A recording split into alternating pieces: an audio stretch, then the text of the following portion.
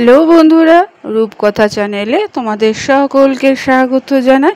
আশা করি ঈশ্বরের কৃপায় তোমরা সকলেই ভালো আছো। আমি তো ভালো আছি।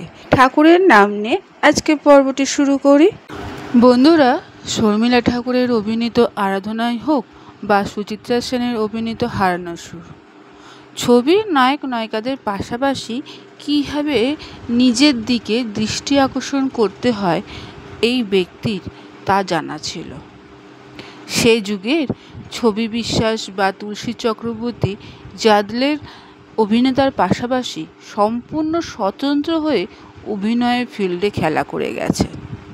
তিনি আর কেউ নন, তিনি হলেন পাহাড়ি সান্যাল। বন্ধুরা, আজকের পর্বে এই অভিনেতা অর্থাৎ পাহাড়ি সান্যাল সম্পর্কে তোমাদের কিছু জানাবো। যদি ভালো লাগে অবশ্যই শেয়ার করে দিও, লাইক করে দিও, আর পাশের বেল আইকনটিকে প্রেস করে রেখো যাতে পরবর্তী ভিডিও নোটিফিকেশন সবার আগে তোমাদের কাছে পৌঁছে যায়। বন্ধুরা, পাহাড়ি সান্যাল জন্মগ্রহণ করেছিলেন দার্জিলিংয়ে।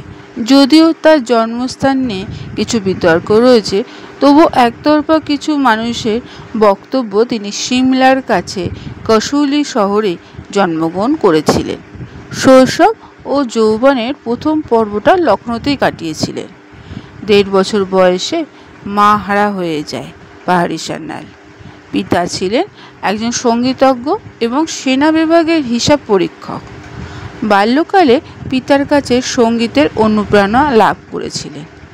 10 বছর বয়সে ঘটে যায় আরেকটি দুর্ঘটনা, তিনি পিতৃহারা হন। পিতৃস্নেহে মানুষ করে তোলেন পরবর্তী সময়ে তার জ্যেষ্ঠ ভ্রাতা। পাহাড়ি সান্যালের আসল নাম ছিল নগেন্দ্রনাথ সান্যাল। তিনি 22 ফেব্রুয়ারি 1906 খ্রিস্টাব্দে জন্মগ্রহণ করেছিলেন দার্জিলিংয়ে।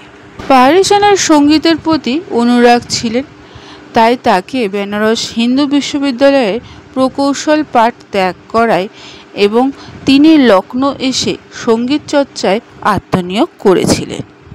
লখনৌ সঙ্গীত কলেজ থেকে উপাধি পরীক্ষায় উত্তীর্ণ হন এবং 21 বছর বয়সে মোরাদাবাদ উচ্চ বিদ্যালয়ে ভাইস প্রিন্সিপালের সঙ্গে পরিণয় সূত্রে আবদ্ধ হন। রেওয়ার কুমারের গৃহে শিক্ষকতা নিযুক্ত হন। পরবর্তী সময়ে 1931 খ্রিস্টাব্দে তার সন্তান ভূমিষ্ঠ হওয়ার পর ঠিক 3-4 দিন পরে একমাত্র পুত্র সন্তান এবং স্ত্রী পরলোক গমন করেছিলেন। রেওয়ার কুমার সাহেবের একান্ত সচিব হয়ে উঠেছিলেন তিনি। পরবর্তী সময়ে বন্ধুরা, পাহাড়ি সান্যাল 1933 সালে কলকাতায় আসেন এবং নিউ থিয়েটার্সে অভিনেতা হিসাবে যোগ দেন। ছায়াছবিতে আত্মপ্রকাশ মীরাবাই চিত্রে, কলকাতা এবং বোম্বাই চিত্রপুরীতে বাংলা এবং হিন্দি মিলিয়ে প্রায় 150 ছায়াছবিতে অভিনয় করেছিলেন। বরদিদি ছবিতে সুরেন এবং ভগবান শ্রীকৃষ্ণ চৈতন্য ছবিতে নিত্যানন্দ এবং বিদ্যাপতি, বিদ্যাসাগর, মহাকবি গিরিশচন্দ্র এবং কেদার রাজার ছবিতে নাম ভূমিকায় অসাধারণ অভিনয় করেছিলেন। নিউ থিয়েটার্সে অভিনয়কালে মীনা দেবীকে দ্বিতীয় পক্ষের স্ত্রী হিসাবে গ্রহণ করেছিলেন। শেষ বয়সে 1973 সালে বিশ্বরূপার রঙ্গমঞ্চে আসামি হাজির নাটকে অপূর্ব অভিনয় করে মঞ্চ অনুরাগীদের মন জয় করে নিয়েছিলেন পাহাড়ি সান্যাল।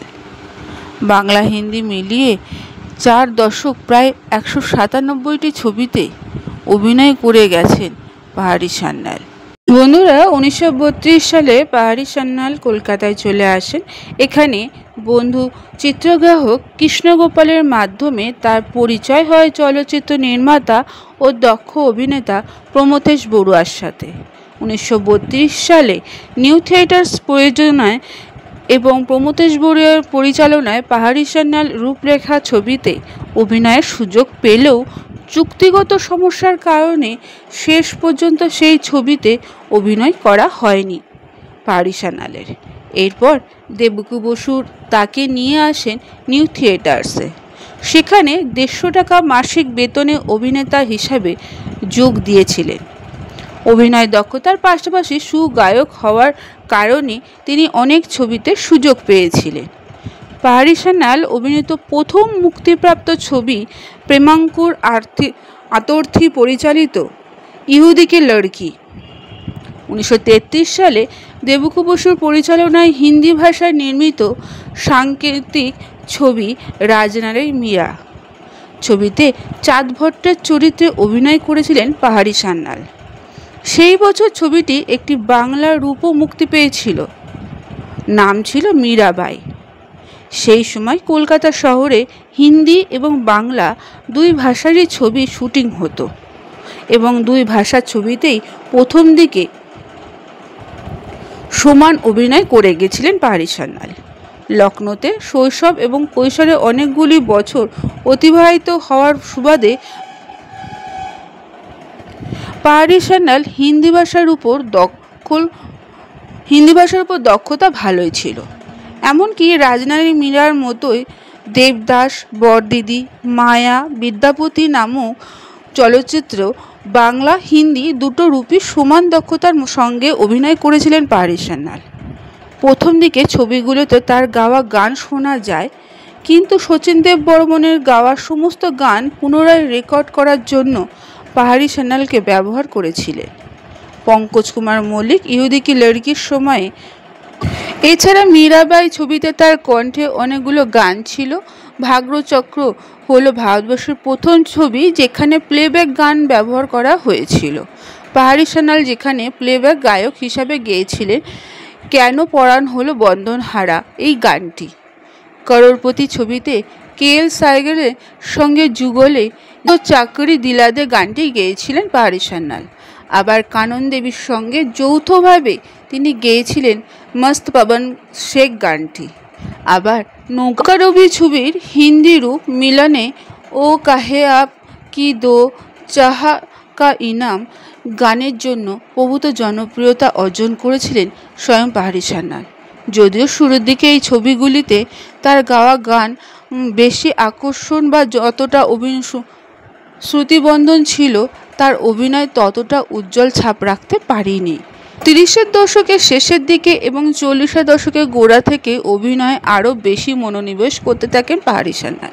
1941 সালে হেমচন্দ্র পরিচালনায় প্রতিশ্রুতি ছবিতে কুমারনাথের চরিত্রে দুর্দান্ত অভিনয় করার জন্য তিনি বেঙ্গল ফিল্ম জার্নালিস্ট অ্যাসোসিয়েশনের তরফ থেকে সেরা অভিনেতার পুরস্কার পেয়েছিলেন।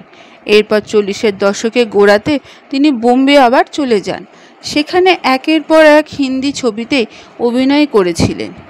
মজ, মোহব্বত, ইনসান, আনবান, প্রীত, মিলন, শ্রবণ কুমার ইত্যাদি সময়কার পাহাড়ি সান্যালের অভিনীত অন্যতম হিন্দি ছবি। এরপর কলকাতায় ফিরে এসে প্রচুর বাংলা ছবিতে অভিনয় করেন। ছবি বিশ্বাস, বিকাশ রায়, কমল মিত্রের মতো অভিনেতাদের সঙ্গে সমানভাবে অভিনয় করে গেছেন।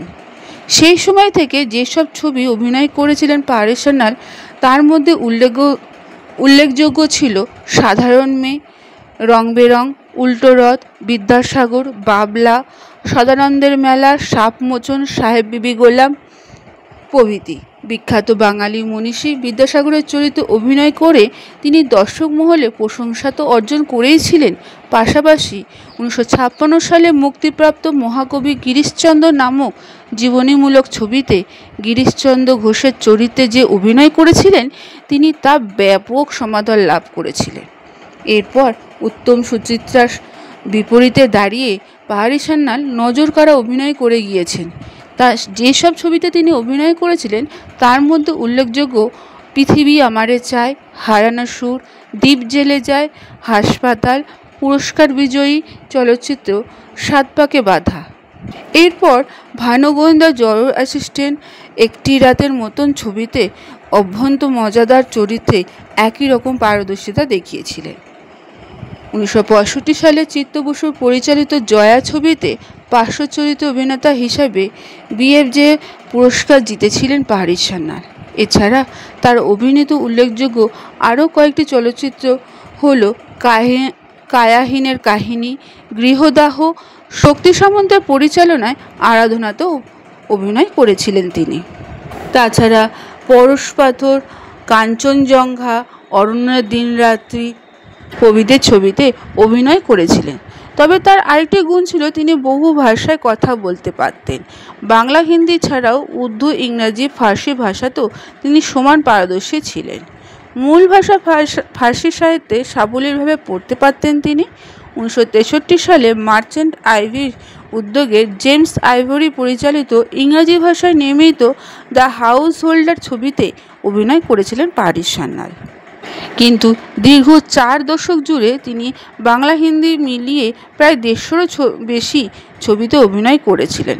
এই কালজয়ী অভিনেতা পারিস সান্যাল হঠাৎ 1974 সালের 10ই ফেব্রুয়ারি 67 বছর বয়সে পরলোক গমন করেন এবং আমাদের মধ্যে থেকে আরেকটি কিংবদন্তি অভিনেতা চলে যায়।